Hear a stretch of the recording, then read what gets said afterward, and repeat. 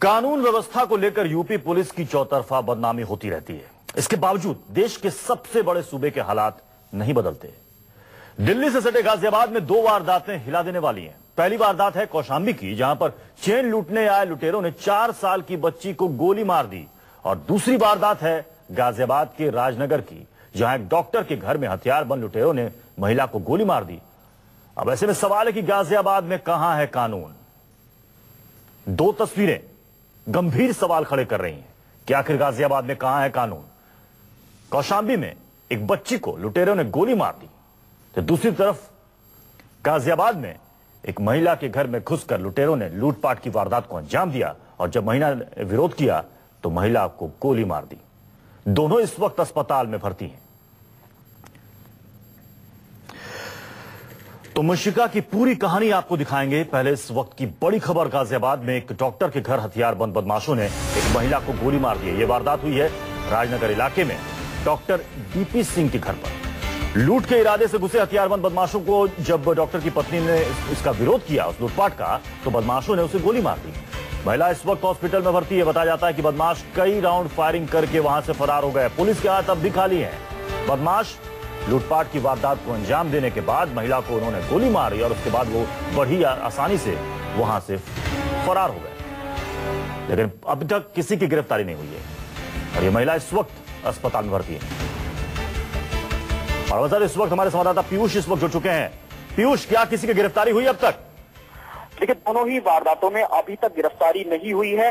दोनों ही वारदातों में बदमाश फरार है, और 2 ही बदमाश थे। इस वारदात में करीब 4 से 5 राउंड फायरिंग की गई है। महिला ने बदमाशों से लोहा जरूर लिया है, लेकिन महिला को गोली लगी है। डॉक्टर का ये वारदातों में बदमाश फरार है, और 2 ही बदमाश थे। इस वारदात में करीब 4 से 5 राउंड फायरिंग की गई है। महिला ने बदमाशों से लोहा जरूर लिया है, लेकिन महिला को गोली लगी है। डॉक्टर का ये घर है, राजनगर इलाके की ये पूरी वारदात है। 12 घंटों में ये दूसरी वारदात हुई है, जिसमें दोनों ही जगह 2 बदमाश थे। दोनों बाइक पर सवार होकर आए थे।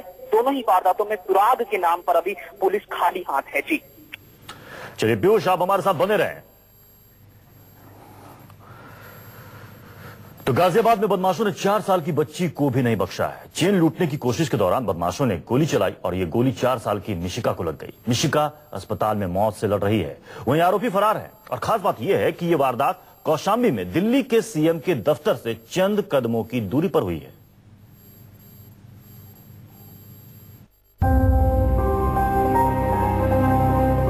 इस मासूम को देखकर किसी का भी दिल दर्द से दहल उठेगा, किसी का भी कलेजा दर्द से तड़प उठेगा। 4 साल की मासूम अस्पताल के बिस्तर पर जिंदगी और मौत के बीच झूल रही है। ये मासूम बदमाशों का शिकार हुई है। बदमाशों ने इस मासूम को गोली मारी है। ये वारदात उस जगह हुई जहां से दिल्ली के मुख्यमंत्री के गाजियाबाद के कौशांबी का दफ्तर चंद कदमों की दूरी पर है। अरविंद केजरीवाल के दफ्तर से कुछ ही दूरी पर बदमाशों ने मासूम को गोली मार दी और फरार हो गए। एक बाइक पे, काले रंग की बाइक पे 2 लोग आए हैं। उन्होंने इनसे चेन छीनने का प्रयास किया, और उसके बाद में इन्होंने उनका पीछा किया, और जैसे ही पास में पहुंचे तब उन्होंने फायर किया। उसमें बच्चे को गोली लगी, लेकिन फिलहाल तुरंत पुलिस द्वारा मौके पर पहुंच के बच्चे को एडमिट करवाया गया हॉस्पिटल में। मासूम अपने माता पिता के साथ दिल्ली की ओर जा रही थी, तभी 2 बदमाशों ने इस बच्ची की मां से चेन छीनने की कोशिश की, जिसके बाद चेन छीनकर बदमाश फरार होने की फिराक में थे। लेकिन मासूम के पिता ने बदमाशों का पीछा किया, और बदमाश ट्रैफिक में फंस गए, जिसके बाद बदमाशों को लगा कि वो पकड़े जाएंगे। तभी बदमाशों ने गोली चला दी। इस हमले में मासूम के पिता और उसकी मां तो बच गई, लेकिन बाइक पर बैठी मासूम को गोली लग गई। दिल्ली जा रही थी, न्यायखंड के रहने वाले हैं, ये दिल्ली की तरफ जा रहे थे। तभी एक बाइक पे, काले रंग की बाइक पे 2 लोग आए हैं। 1 राउंड ही फायर किया गया, जो बच्चे के लगे। मासूम को अस्पताल में भर्ती करवाया गया है, जहां उसकी हालत नाजुक बनी हुई है। पीड़ित परिवार इलाहाबाद में तैनात एसएसपी दीपक कुमार का रिश्तेदार है।